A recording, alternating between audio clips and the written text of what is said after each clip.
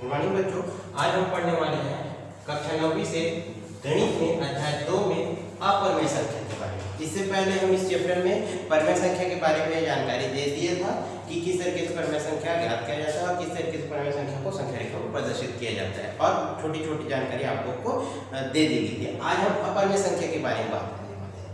वैसे तो आपको परिमेय संख्या की परिभाषा पता है ना। परिमेय संख्या की परिभाषा का मतलब ऐसी संख्या जिसको हम p/q के रूप में लिख सकते हैं, और दोनों संख्याएं जो होती है वो एक पूर्णांक संख्या होती है। ठीक है, दोनों जो संख्या होती है पूर्णांक संख्या होती है, वो क्या कहलाती है? आपका एक परिमेय संख्या कहलाती है। यहाँ अपरिमेय संख्या, अपरिमेय संख्या की परिभाषा भी मैंने बताया था, ऐसी संख्या जिसे p/q के रूप में नहीं लिखा जा सकता, और जो संख्या होती है वो पूर्णांक संख्या के रूप में नहीं होती है, यानी पूर्ण वर्ग संख्या के रूप में नहीं होती है, वो क्या कहलाती है? एक अपरिमेय संख्या कहलाती है। आप लोग को बता दिया था। आप लोग को अच्छे तरीके से पता होगा कि जब भी हम परिमेय संख्या निकालते हैं, तो जो भी परिमेय संख्या निकालते हैं उसको आप देखते हैं कि कोई भी संख्या जब हम लेते हैं तो जो संख्या होती है एक पूर्ण वर्ग संख्या होती है। ठीक है, वो जो संख्या होती है पूर्ण वर्ग संख्या होती है, और आसान तरीके से हम उस संख्या का वर्गमूल ज्ञात कर सकते हैं। ठीक है, जैसे कि हम कोई संख्या लेते हैं 4, ठीक है, कोई संख्या लिया जाए 4 या 36, ठीक है, या और कोई भी संख्या ले सकते हैं, जैसे कि आप ले सकते हैं और भी है, पहले इसको बता देते हैं 36 को 4 और 36 को। 4 को आप जब लेते हैं तो 4 एक पूर्ण वर्ग संख्या है, और 4 का हम वर्गमूल ज्ञात करते हैं तो 2 प्राप्त होता है। ठीक है, 4 का हम वर्गमूल प्राप्त करते हैं तो क्या आता है? 2 प्राप्त होता है। उसी तरीके से 36 भी एक पूर्ण वर्ग संख्या है जिसमें हम उसका वर्गमूल ज्ञात करते हैं तो 6 प्राप्त होती है। क्या प्राप्त होती है? 6 प्राप्त होती है। बहुत सारी ऐसी संख्या है जिसका वर्ग संख्या आसान तरीके से ज्ञात कर सकते हैं। क्यों ज्ञात कर सकते हैं? क्योंकि हमारे पास जो संख्या होती है एक पूर्ण वर्ग संख्या होती है, इसी कारण हम किसी भी संख्या का वर्गमूल आसान तरीके से ज्ञात कर सकते हैं। जैसे कि यदि मैं 25 लेता हूं तो 25 का भी अगर हम क्या कर सकते हैं? वर्गमूल निकाल सकते हैं। ठीक है, क्योंकि देख सकते हैं 25 का वर्गमूल क्या होती है? 5 होती है। 4 का वर्गमूल 2 होता है, 36 का वर्गमूल 6 होता है, और 25 का वर्गमूल 5 होता है। इस तरीके से हमने क्या किया? 4 का वर्गमूल ज्ञात किया। क्यों ज्ञात किया? क्योंकि 4 जो होती है एक पूर्ण वर्ग संख्या होती है, और पूर्ण वर्ग संख्या के कारण हम उसके एक वर्गमूल आसान तरीके से ज्ञात कर सकते हैं। उसी तरीके से 36 का 6 और 25 का 5। तो यहाँ हमने क्या किया? इस तरीके से वर्ग निकाल के हमें प्रदर्शित कर दिया कि जो भी संख्या दी जा रही है एक परिमेय संख्या है। ठीक है, क्योंकि वो पूर्ण वर्ग संख्या है और उसका वर्गमूल हम निकाल सकते हैं, इसलिए क्या कहलाती है? पूर्ण वर्ग संख्या कहलाती है। ठीक है, ये हो गया पूर्ण वर्ग संख्या के बारे में। अब है अपरिमेय संख्या। तो इसको इसलिए मैंने बताया क्योंकि सबसे पहले अपरिमेय संख्या को समझने के लिए हमें परिमेय संख्या को समझना अति आवश्यक है। ठीक है, तो ये हो गया आपका परिमेय संख्या। अपरिमेय संख्या इसी में जैसे कि 4 का वर्गमूल 2 होता है, 4 का वर्गमूल 2 होता है।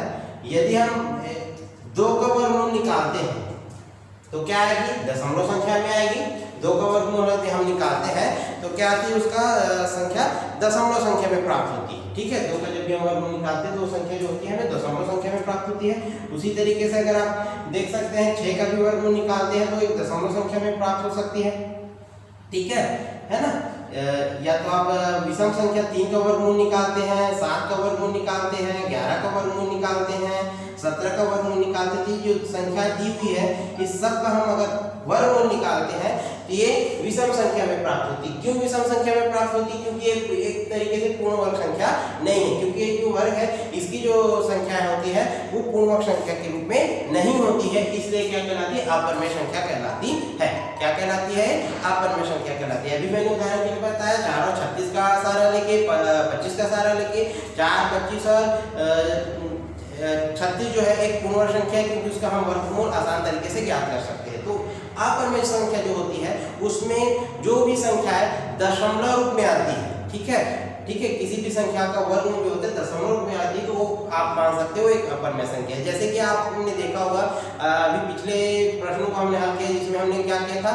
दशमलव रूप में परिमेय संख्या को जो दशमलव संख्या रहती है उसको परिमेय संख्या में परिवर्तित करने का कार्य किया था। ठीक है, तो वहाँ कई ऐसी संख्या है जिसको हम भाग देने पर दशमलव संख्या में परिवर्तित कर लेते हैं, लेकिन वह एक बार में पूरी तरीके से भाग चली जाती है तो उसको हम क्या कहते हैं? एक शांत दशमलव निरूपण बोलते हैं। यदि कोई संख्या की संख्याओं की पुनरावृत्ति होती है तो वो कहलाती है आपका आसान दशमलव निरूपण कहलाती है। किसी संख्या की पुनरावृत्ति होती है तो क्या कहलाती है, अशांत दशमलव निरूपण होती है। और एक ऐसी संख्या होती है जिसको हम भाग देते हैं तो जो संख्या है पूरी तरीके से कभी भी भाग नहीं जाती और हमेशा एक शेषफल बच ही जाता है, यानी दशमलव के रूप में संख्या बढ़ती ही जाती है।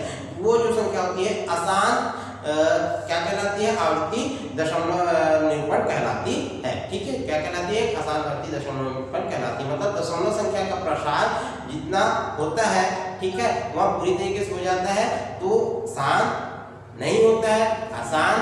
ठीक है, और एक ऐसी संख्या होती है जहाँ बार बार क्या होती है, पुनरावृत्ति होती है तो आवृत्ति दशमलव निरूपण कहलाती है। तो उसको हम क्या बोलते हैं, अशांत आवृत्ति दशमलव निरूपण, क्योंकि वहाँ संख्याओं की पुनरावृत्ति हो रही है इसलिए उसको हम बोलते हैं अशांत आवृत्ति दशमलव निरूपण। और कई संख्या ऐसी होती है जिसकी पुनरावृत्ति नहीं होती है, वो अशांत एक दशमलव निरूपण कहलाती है। तो ये हो गया आपका अपरिमेय संख्या के बारे में। अब आप किसी भी संख्या को बता सकते हैं कि कौन सी संख्या परिमेय संख्या है, कौन सी संख्या अपरिमेय संख्या है, आप आसान तरीके से बता सकते हैं। ठीक है, ये हो गया आपका अपरिमेय संख्या। इसमें जितनी भी संख्या, एक बार फिर बता देना चाहता हूँ, जितनी भी संख्याओं का पूर्ण वर्ग नहीं ज्ञात होता है, यानी ऐसी संख्या जिसका पूर्ण वर्ग हम ज्ञात नहीं कर सकते हैं, वो आपका एक अपरिमेय संख्या के रूप में कहलाती है। ठीक है, ये हो गया आपका अपरिमेय संख्या के बारे में। अब इसके आगे मैंने एक और प्रश्न लिखा है जिसमें हम क्या कर रहे हैं, अपरिमेय संख्याओं का संख्या रेखा पर स्थान निर्धारित कर रहे हैं। इससे पहले हमने परिमेय संख्याओं का संख्या रेखा पर स्थान निर्धारित किया था।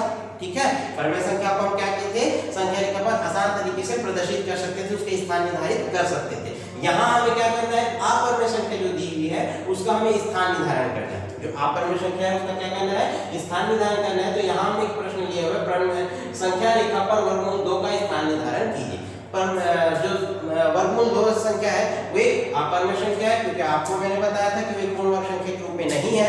ठीक है, क्या नहीं है, पूर्ण वर्ग संख्या के रूप में नहीं है, यानी वो पूर्ण वर्ग के रूप में नहीं है, इसलिए वो क्या कहलाती है, अपरिमेय संख्या कहलाती है। तो वर्गमूल 2 का हमें क्या करना है, संख्या रेखा पर स्थान निर्धारित करना है। तो किस तरीके से निर्धारित करते हैं, देख सकते हैं यहाँ मैंने एक संख्या रेखा बनाया हुआ है जिसमें दाएं और बाएं पक्ष में धनात्मक चिन्ह और ऋणात्मक चिन्ह को प्रदर्शित कर दिया है। ठीक है, अब यहाँ हमें क्या करना है, संख्या रेखा पर वर्गमूल 2 का निर्धारण करते हैं। तो सब यहाँ मैंने रचना के पद के रूप में लिखा है कि सर्वप्रथम हमें क्या करना है, एक संख्या रेखा खींचना है।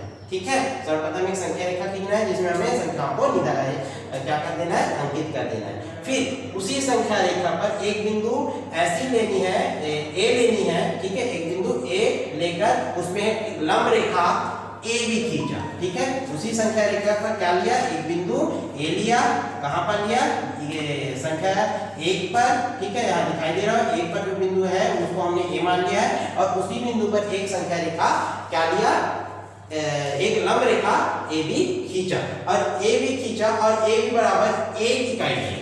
ए भी बराबर क्या ले लिया हमने, 1 इकाई ले लिया, क्योंकि यहाँ 1 पर है स्थित है, इसलिए हम इसको क्या लेते हैं, 1 इकाई के रूप में लेते हैं। अधिकतर हम जब भी इस तरीके से संख्याओं को ज्ञात करते हैं तो 1 इकाई के रूप में ले लेते हैं। तो ये हो गया आपका 1 इकाई।